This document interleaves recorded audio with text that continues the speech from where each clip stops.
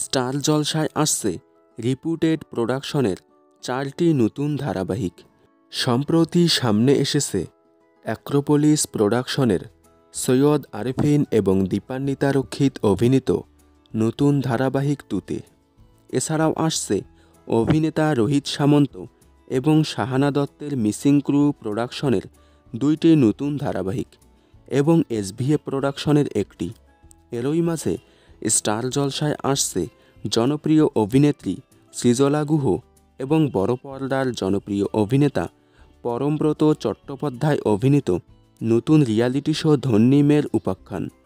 Star জলসায় এমন অনেক রিয়ালিটি শো এসেছিল, সাত পাকে বাঁধা, আমরা না ওরা, এবার জম্বে মজা, আপনি কি বলেন, সুপারস্টার পরিবার, সুপার সিঙ্গার এবং ডান্স জুনিয়র, আরও অনেক।